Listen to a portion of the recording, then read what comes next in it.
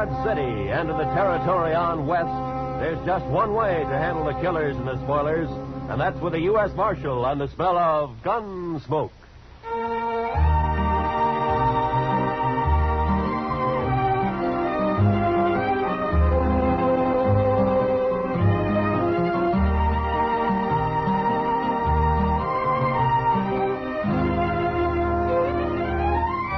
Gunsmoke, starring William Conrad. The transcribed story of the violence that moved west with young America. The story of a man who moved with it. Matt Dillon, United States Marshal.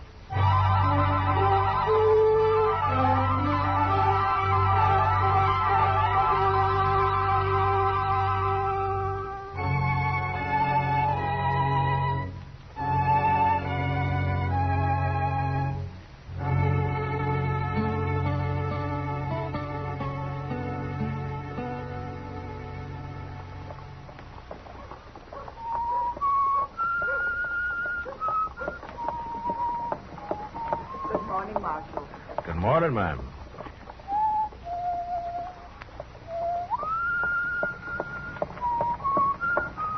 Kitty. Hello, Matt. I didn't see you sitting there. Well, I know. Sit down. There you are. How do you like my outfit? Wow. I never saw you in a riding skirt before, Kitty. You been riding side saddle? For the first time in my life. At least I know how to do it now. In case I'm ever called on to be a lady. Well, I know ladies who don't always ride side saddle. Sure.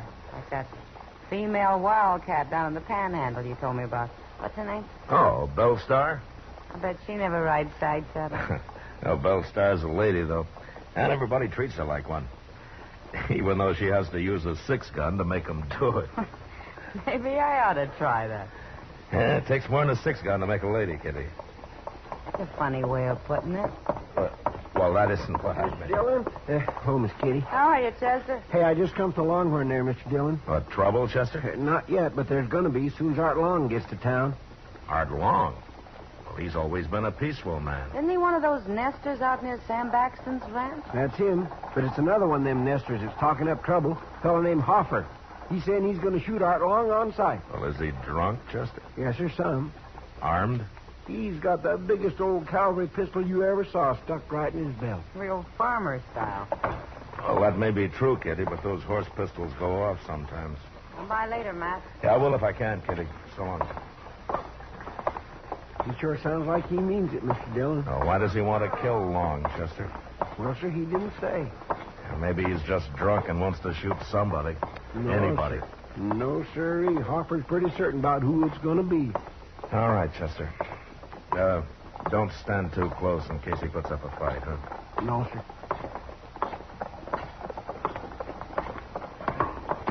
And all you molly grubs, shut up and listen to me. When Art Long gets here, you're going to see his blood all over the floor.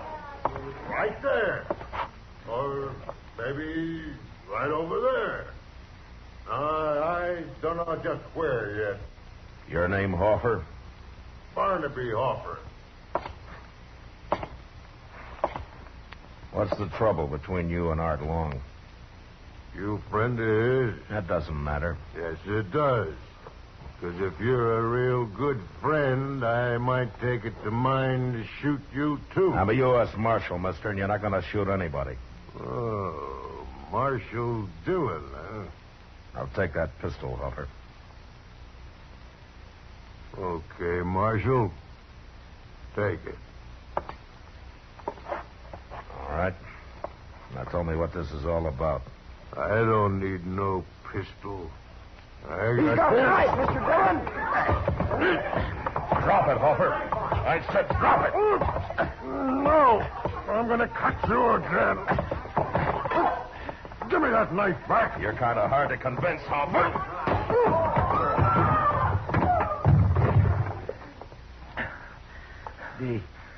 Did he cut you bad, Mr. Dillon? Oh, he opened up my arm a little bit, Chester. I better go see Doc. You throw him in jail. Yes, sir, I sure will.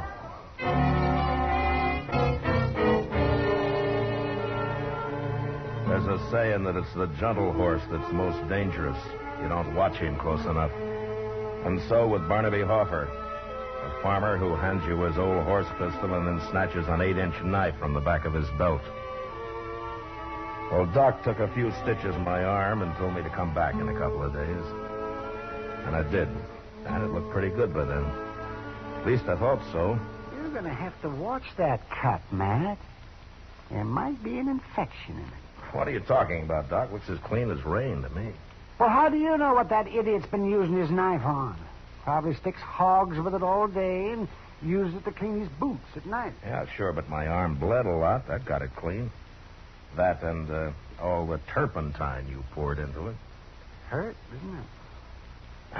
You know, someday, Doc, if my luck holds, I'm going to get a chance to work on you. Oh, no, you know, I'd sooner die. I'd sooner lie in the snow and bleed to death all alone without anybody around even to bury me.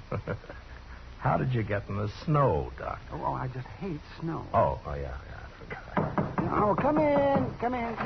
Oh, hello, Chester. Doc, Mr. Dillon, Art Long's been killed. What? Yes, sir. A cowboy just come into the office and told me. Said he rode by his cabin this afternoon and he found him there laying right in the door. Barnaby Hoffer must have done it. Hoffer? I thought you had him in jail, Matt. Well, I turned him loose next morning, Doc. He seemed calm enough then. I guess I made a mistake. I guess you did, all right.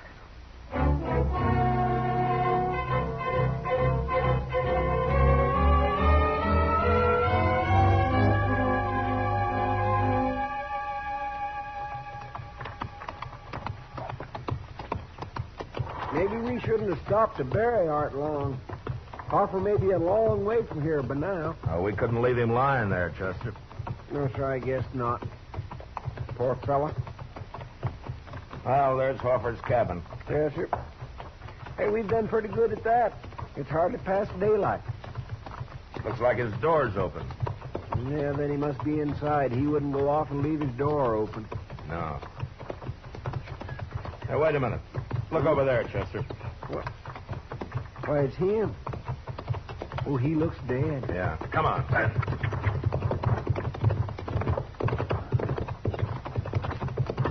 Oh.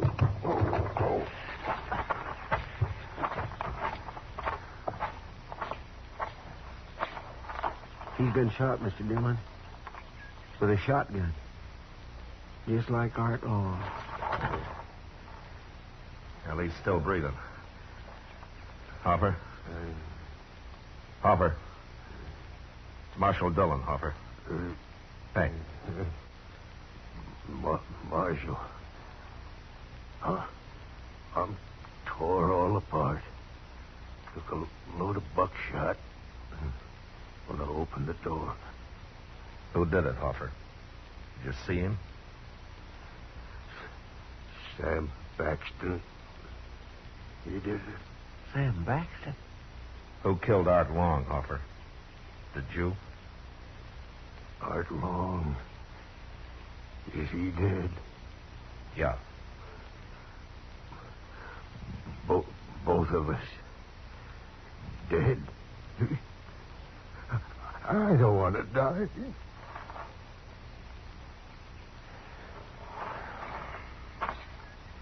It's a wonder he lived this long. Gosh, Mr. Dillon, I just can't believe Sam Baxton done this. Why? Just because Baxton's a big rancher and pretty respectable? He's also a mean old devil. And these men are nesters. Come on, let's go find him, Chester.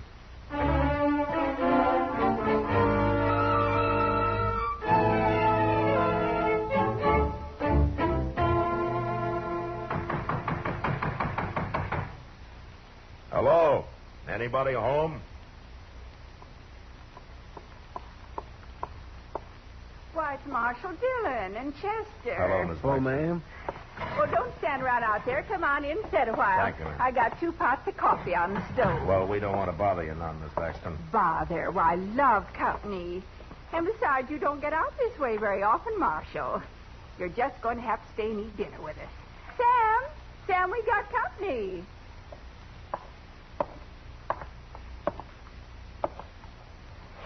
Hello, Baxton. What are you doing here, Marshal? Why, Sam, that's no way to... Shut up, woman. Please, Sam, don't talk like that. Want to get whooped instead? Well, do you? No, Sam. I asked what you're doing here, Marshal. Yeah, I heard you. Well, say it out. We're busy around here. You know Art Long and Barnaby Hoffer? I know 'em. Dirty nesters. Oh, they're both dead, Baxter. Good. Oh, no. They both got killed the same way. What do I care how they got killed, as long as they're dead? I'm going to tell you anyway, Baxton. Each of them, when he came out of his cabin first thing in the morning, was killed by a man waiting outside with a shotgun. How do you know all that? You weren't there. Barnaby Hoffer was still alive when we got there, Baxter. Still alive. He died pretty quick, but before he did, he told me who shot him. Did he? And who was that, Marshal? You? Oh, no. No, it couldn't be. I'm sorry, ma'am, but that's what he said. I'm going to have to arrest you, Baxton. Arrest me?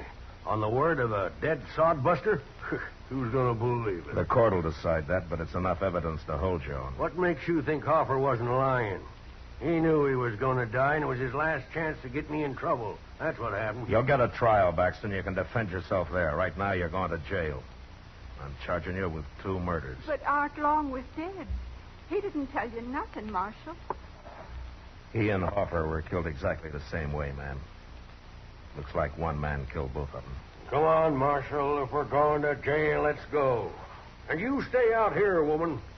I don't want you running into Dodge all the time I'm there. All right, Sam. And don't go talking your fool head off to everybody about this either. I won't.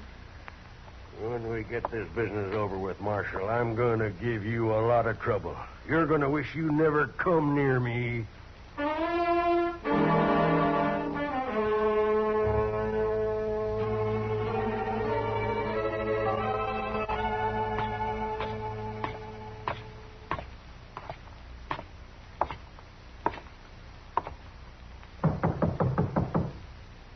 Come in. Be with you in a minute, Matt. As soon as I get Kitty fixed up here. Oh, Matt. Kitty. What's that, a black eye? What happened? It's none of your business. How's your arm, Matt? His arm's all right, Kitty. Just comes up here to bother me. Somebody's got to keep you from sleeping all day, Doc. Oh, now, don't forget I'm making pretty good money off that cut of yours. Yeah, Kitty. Thanks, Doc. Matt, has Sam Baxton confessed yet? No, I've spent 2 days trying to get him to, but he won't admit a thing. Well, if he does hang, there won't be many tears shed around here. Yeah, there's Ms. Baxton, Kitty. For some reason, she really loves him. Oh, that poor woman. I've seen how he treats her. Too bad she hasn't got a son to stand up for her. Some kid about 8 feet tall. He'd be about 8 feet tall if he was Sam Baxton's. Well, that man's tall as a tree. Is he still wearing that white hat of his? Yeah, the only time he takes it off is when he sleeps, Kitty. Then he puts it over his face. Be like sleeping under a horse blanket. No wonder he's so ornery all the time. Oh, come in. Well, come on in, friend. Fellow downstairs told me I could find the marshal up here. What can I do for you, mister? Oh, I never been in Dodge City before, Marshal. I ain't even been in Kansas very long.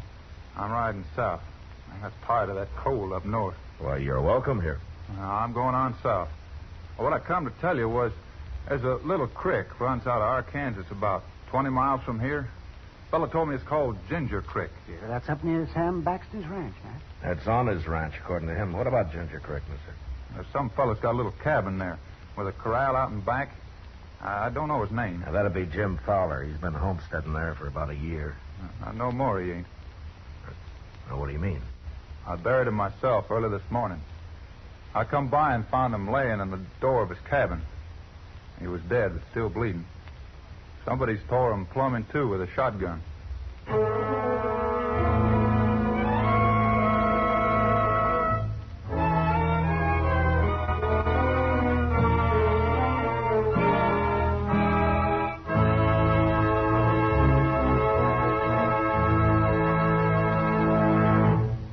We will return for the second act of Gunsmoke in just a moment. But first, Radio's outstanding theater of thrills, Suspense, launches its new summer series Tuesday nights on most of these same stations with more spine-chilling stories packed with excitement and well calculated to keep you in suspense.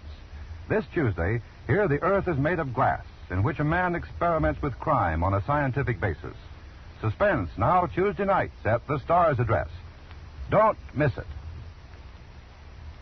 Now, the second act of Gunsmoke.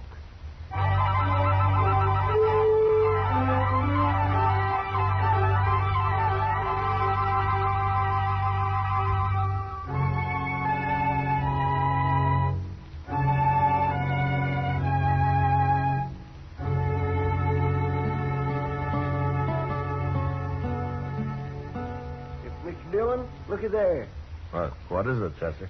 Out there in the street. It's Miss Baxton. Huh? She's coming to buggy. News travels fast, doesn't it? You going to turn old Sam Baxton loose? Well, I don't have much to hold him on now, Chester. No, sir. Not with him right here in jail when that last fellow was killed same way as Art Long and Hoffer. Shucks, I guess he was telling the truth after all. Yeah, it looks that way. Well, I'm glad for Miss Baxton anyway. I'll open the door for her. Well, morning, Miss Baxton. Hello, Chester. Come right on in there. Thank you. Hello, Miss Baxton. Marshal Dillon, I'm sure glad to see you this time. Well, I hope there aren't any hard feelings, ma'am. Oh, you was only doing your duty. I respect that. Oh, where's Sam? The cells are out back. Oh, you haven't turned him loose yet. No, ma'am. It's too bad about Jim Fowler, Marshal, being killed that way. But it was just like the others, wasn't it? The same man killed all three of them. And Sam was right here in jail. Well, I was just saying to Chester, news sure travels fast. How'd you hear about it so soon? It just happened this morning. What? One of our cowboys rode by there about noon, Marshal. He come straight to the ranch and told me about it. Would you let Sam out now? I'd like to get started for home. I'm sorry, Miss Baxton, but I'm going to have to hold him for a while yet. But why, Marshal? What for? Well, Mr. Dillon, a few minutes ago you said yourself that I said that he wasn't clear of this yet, Chester. You don't listen very close, Chester. No, sir, I sure don't. Marshal, you said that whoever killed Hoffer killed Art Long, since they was both shot the very same way. Well, I know I did, ma'am, but I've been thinking a lot about it, and I'm just not sure yet. Even with the same thing happening again this morning? Well, I got to admit that does make a difference, all right. I suppose if one more man got killed like that, I wouldn't have any case at all against your husband. But the way things are now, I got to hold him, ma'am. I'm sorry about it. Well, it's like I said, Marshal. You got to do your duty. Yes, ma'am. If there's anything I can do for you, Miss Baxton. Thank you, Marshal, but I'm all right. Can I see Sam before I start back? Of course, ma'am. He's right through that door. I can't stay long. Chester. You've been up on Ginger Creek since I have. Yes, sir. Isn't there another nester there, not far from Jim Fowler's cabin? A couple of miles beyond, there's one. I don't know his name, though. Oh, it doesn't matter. Chester, go get our horses, huh? And bring a horse for Sam Baxton, too. He's going to go up there with us.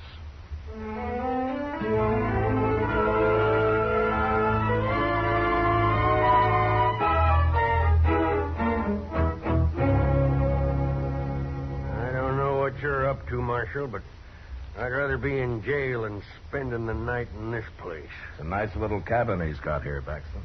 Yeah, you improved it some when you sent him into Dodge for the night. It's almost daylight, Mr. Dillon. Okay, Chester. Well, I'm going to build a fire now and let whoever's waiting outside think his victim's just got up. What makes you think he'll be there this morning, Marshal? But if he isn't, we'll stay here till he does come. Mr. Dillon, you want me to pull the door open when you're ready? I'll tell you when, Chester. And after he gets off a couple of blasts with that shotgun, we'll go out and try to take him alive. All right, Baxton, you get over there with Chester. and I'll try to get this thing started.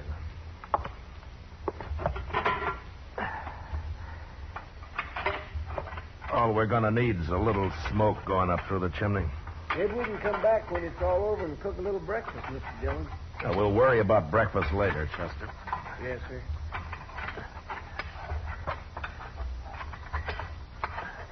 Here, Paxton, you stop that. What? Wait, he's got my gun, Mr. Dillon. You're standing in my way, Chester. Move! Oh, he got outside. Come on. Drop that gun, Baxton. I got him, Marshal. I hit him both times. Drop it, I said. All right. I was only helping out, Marshal. Look, he's laying right out there. Oh, gosh, I'm sorry, Mr. Dillon. I never thought he'd try nothing like that. Walk ahead of me, Baxton. Oh, sure.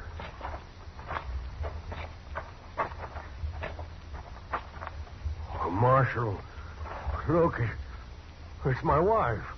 Yeah. She's dead. I didn't know who it was, Marshal. I couldn't see who it was. How'd I know she was doing this? Going around killing people. Your wife shot Jim Fowler yesterday morning. I didn't know she hated Nestor that much. Well, it's kind of hard to believe, Marshal. Yeah. But I guess you never know about a woman. Well, I can tell you about her, Baxton. Fowler's the only man she killed, and she didn't kill Fowler because she hated him. She did it because she loved you. What are you talking about? She was trying to cover up for you. Now, wait a minute. She almost did it, too. She almost kept you from hanging. So she claimed one of your cowhands saw Fowler's body when I knew he'd already been buried. I had all the evidence I needed on her right then, Baxton. And the biggest mistake you made was killing her. I didn't know it was her. You knew. Well, what you forgot was that she'd have confessed to killing Long and Hoffer. Why would she? Because she loved you. And besides, she couldn't have been punished anymore for killing 3 men than for killing 1. You got it all figured out, ain't you, Marshal? Yeah, everything. Everything except how she could love a man like you. But then it's like you say. You never know about a woman.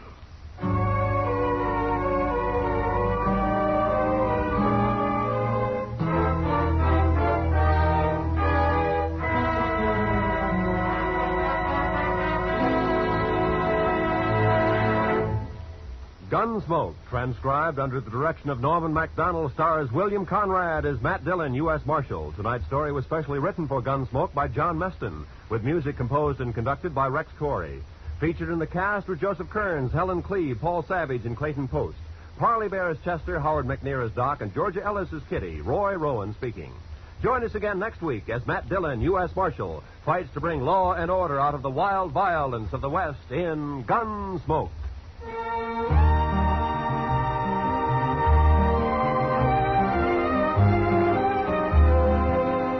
Gene Autry stops the lynching of an innocent man and tracks down the real killer on tomorrow's Gene Autry Show. There's time out for Melody on Melody Ranch, too, as Gene sings Down Yonder, Blue Canadian Rockies, and other Western hits. CBS Radio presents the adventure and melody of the Gene Autry Show every Sunday on most of these same stations. Be listening tomorrow.